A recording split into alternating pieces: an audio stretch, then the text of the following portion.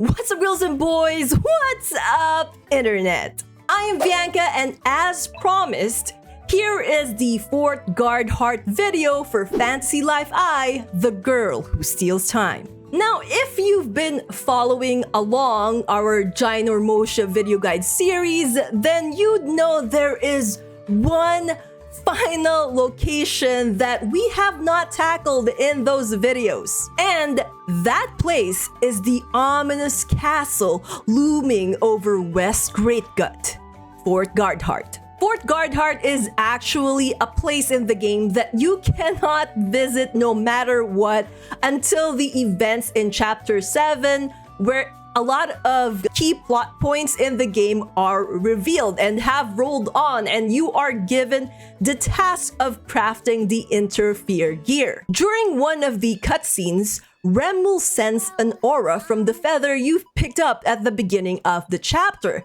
and from there will point you to the fort. Now, even if the game technically gives you its location on a silver platter and points you to its direction, you can actually choose whether you would want to visit or venture off into Ginormosia and its final dungeon. And we will get to the reason for that later. Anyways, having the feather and viewing this cutscene is just one of the two requirements for being given access to Fort Gardhart. Apart from that, you would actually need to have completed all of the shrines in Ginormosia. And again, if you've been following along my video guide, then you would have been able to do just that. Once you have both requirements met, then all you need to do is teleport to West Great Gut's Buffalo Base. Once there,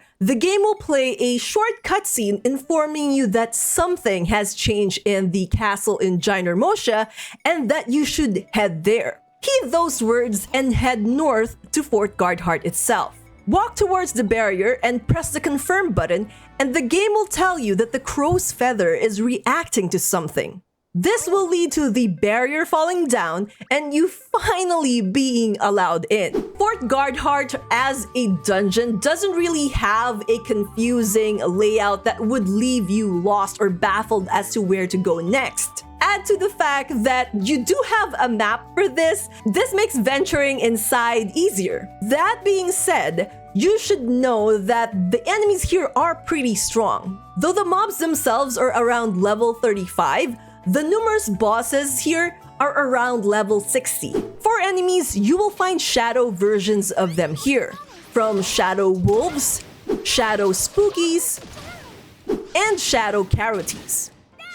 There are also mini bosses like the shadow panther. There are a total of 3 floors to this dungeon. Each floor is guarded by a boss battle. On the first floor, you will be fighting off against a level 60 shadow tortoise before being given access to the stairs leading to the second floor.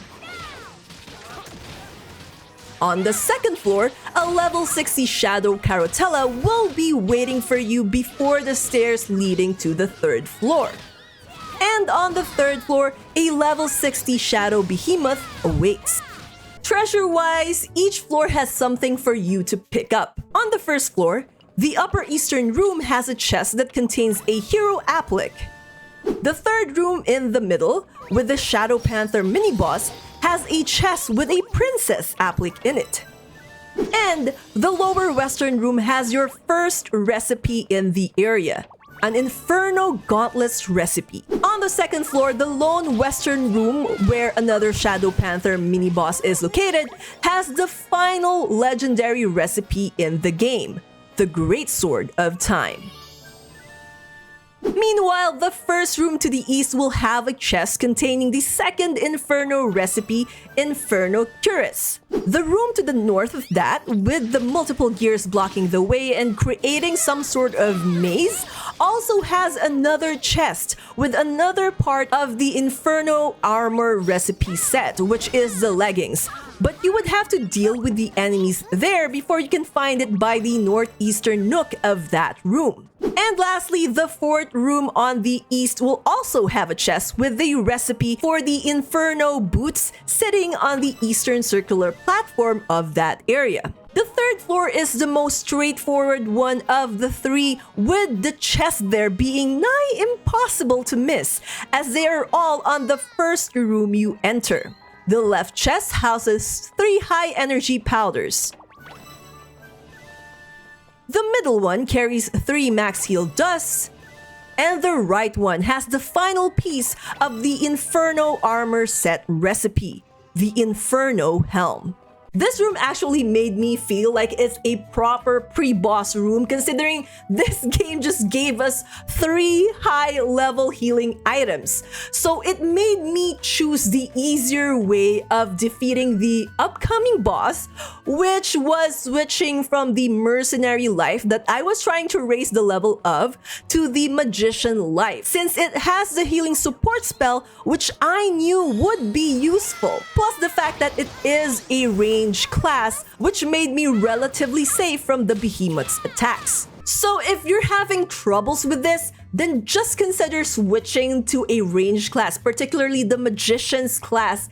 Anyways, the final staircase of the dungeon will lead you to the top of the fort, where you can see the surrounding region. Now, don't worry about accidentally falling from here, since there is a barrier preventing you from going anywhere but forward to the main castle area. I say main castle area, but in reality, it's just a small room connected to an even bigger one. And it's a boss room, so, just make sure that you are prepared before you cross that threshold. Before you are able to go inside, however, you will be flooded by yet another set of memories that follows up on all the others we have viewed so far. Again, no spoilers from me about that cutscene, but it is one that makes you know that whatever happens next will be bad. Anywho, once inside, you will notice there's a giant arena-like area waiting for you, so don't keep it waiting and just head forward once you are ready. Once you step in the middle, another cutscene will occur showing you the prize that Fort Gardhart is keeping, this heart-shaped crystal. Before you or Trip can investigate, however, down comes the final boss of the dungeon, a level 50 Guardian Golem,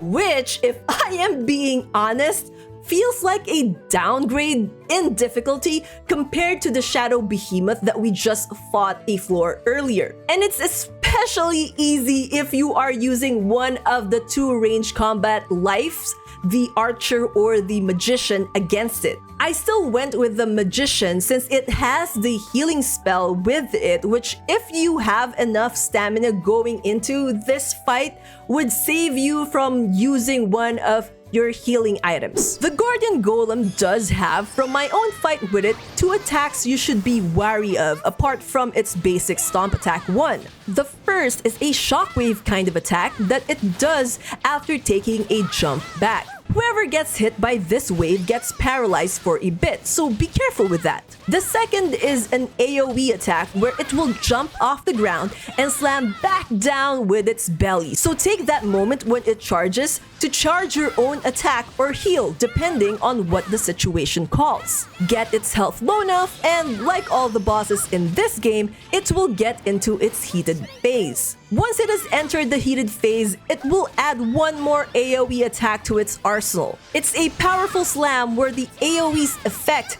is wherever the Guardian Golem is facing. Just keep your distance, be mindful of your and your buddy's health, and as a final tip, make sure you are locked onto the boss before using your ultimate attacks to ensure that it hits. If you've missed the tutorial on how to lock onto targets or have forgotten about it, because I know I just did, you can do so by pressing R3, which is the right analog stick. Another cutscene will occur after you defeat the Guardian Golem, where all of Ginormosia's secrets will finally be revealed. Now, once you gain control of your character again, you will be given a choice. destroying the worm heart or not. Now, this is what I meant by this place being optional, as this choice will determine how the final battle with the Dark Dragon will go. If you want some challenge to the game, then you can opt to not complete this dungeon until you've beaten the game. If you do choose to venture here and choose to destroy the worm heart, then you will make the final battle a little bit easier. Again, the choice ultimately is yours. Either way, you don't get locked out of anything if you choose to do it as soon as the game lets you. Personally, I did it as soon as Rem pointed me to its direction. Now, a final note about the stuff you get from Fort Gardhart, particularly the Inferno armor set. You cannot really craft this just yet.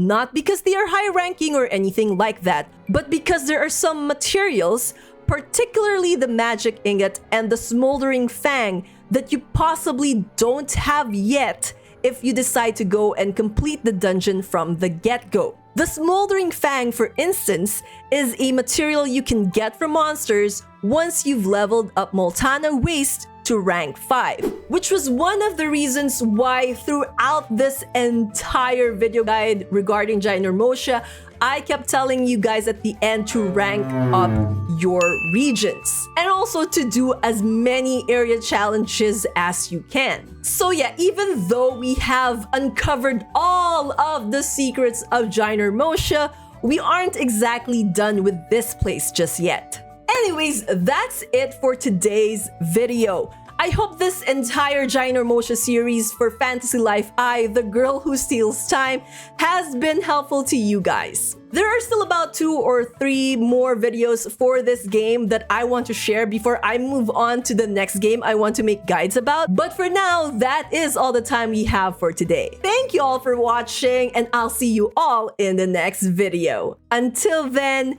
you guys know the drill. Dream on, fly on. Bye-bye for now. Keep safe, everyone, and I'll see you all soon.